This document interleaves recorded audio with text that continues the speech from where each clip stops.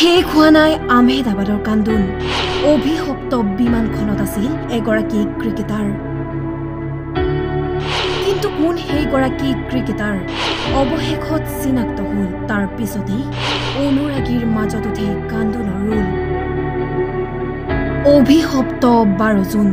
চকুৰ পলকতে শেষ হৈ গৈছিল বহু লোকৰ জীৱন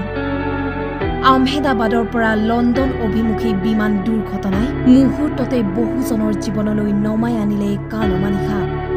বিমান দুৰ্ঘটনাত অকালতে হেৰাই গ'ল বহু প্ৰতিভা বহু আশা সপোন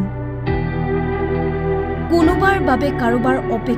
অপেক্ষা হৈয়ে থাকি গ'ল কিন্তু এতিয়াও শেষ হোৱা নাই কান্দোনৰ ৰোল পোহৰলৈ আহিছে বহু ন তথ্য আহমেদাবাদৰ বিমানখনত আছিল ভাৰতৰ এগৰাকী উদীয়মান ক্ৰিকেটাৰ অৱশেষত চিনাক্ত কৰা হ'ল বিমানখনত আছিল 23 বছৰীয়া দীৰ্থ পেটেল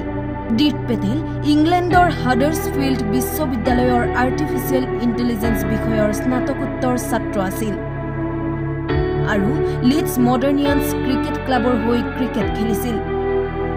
2024 চনত তেওঁ ক্লাবটোৰ সদস্য আছিল লগতে 2024 চনতে স্নাতকোত্তৰ ডিগ্ৰী লাভ কৰাৰ লগতে 20খন মেচ সম্পূৰ্ণ কৰিছিল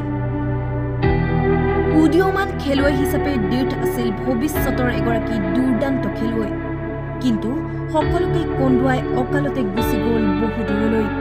লিডছ মডাৰ্নিয়ান্স চিচিৰ ক্ৰিকেটাৰ দীৰ্থ পেটেলৰ মৃত্যুত এয়াৰডেল আৰু ৱাৰ্ফডেল ছিনিয়ৰ ক্ৰিকেট লীগে গভীৰ শোক প্ৰকাশ কৰিছে